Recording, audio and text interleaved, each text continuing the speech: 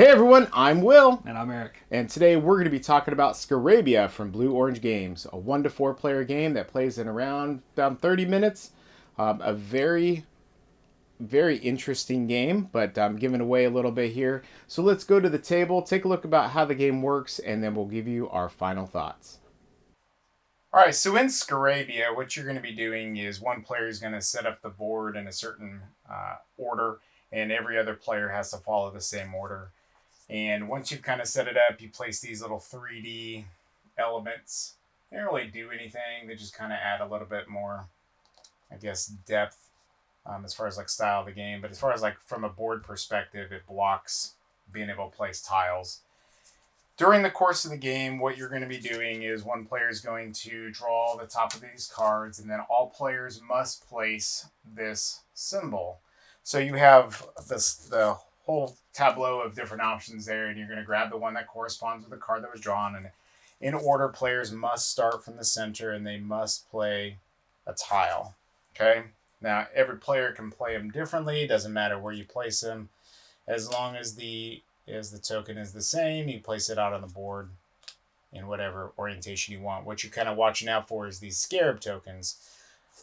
After everybody has placed their tile, the next card is drawn, and then you're going to grab, so like this one here, you'll grab the corresponding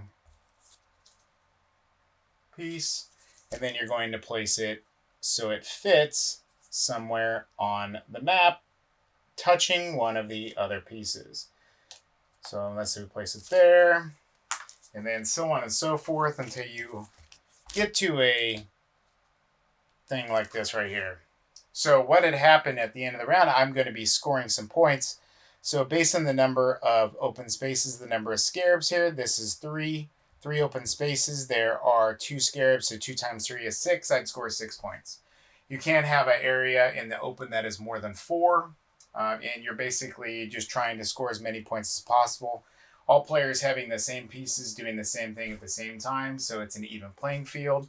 And you just keep going until all the pieces are placed. And if you can't play a piece, then you just can't play a piece. So you just keep going like that until the higher score wins.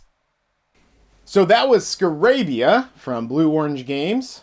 What'd you think of this one? I liked it a lot. I'll be honest, I wasn't expecting much in this one, but I had a blast playing it. I would gladly play this one again and again.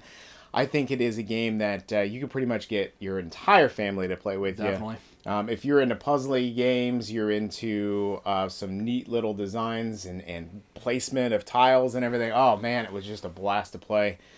A couple things that I had on it as far as with the game. When you start it, everybody puts out the same layout. Right.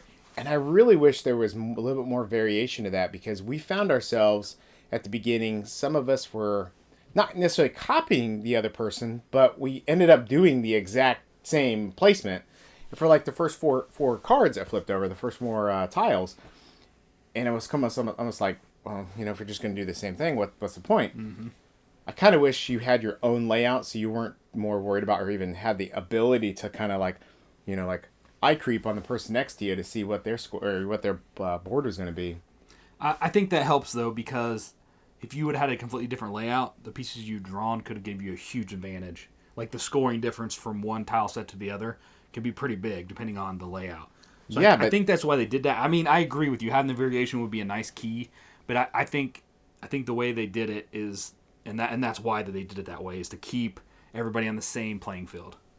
You know, and I get that. I just was kind of maybe looking for more variation in it, I guess. That's what I'm kind of looking for in this. I'll get you there. You know, if you'd quit cheating and look at other players' boards, you'd get that variation. But, you know, whatever.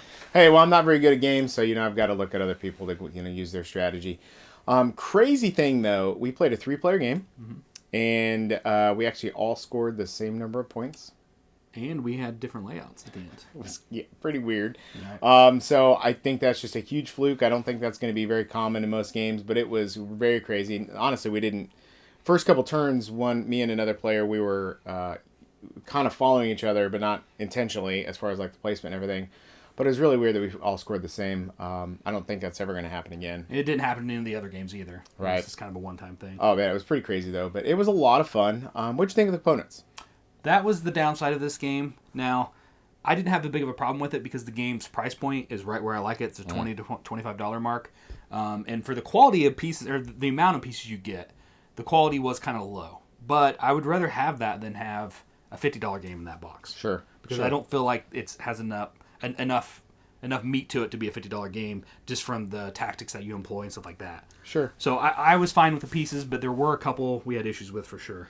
Yeah, so the main component quality wasn't the box, it wasn't the insert. Really what it was the cardboard, and some of our cardboard pieces, the paper was coming off the cardboard. I mean, easily fixed with some glue, but still the fact that it was, coming off it with the adhesion wasn't very good. And on some of the cuts of the pieces themselves, they weren't straight. For the boards inside, then the grid, it was very wobbly. It was just kind of weird. I was expecting just a little bit more in the component quality. However, do not let that detract you from how fun this game is to play. And like I said, you could definitely play this with your entire family. I mean, in a way, it teaches multiplication.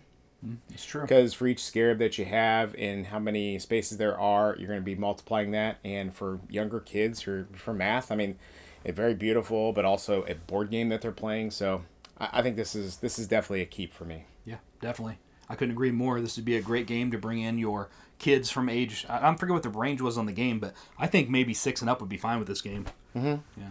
Yep, absolutely. So, yeah. All right. Thanks for checking out our video. You can check out all the rest of our content on our website, maturemindedgamers.com.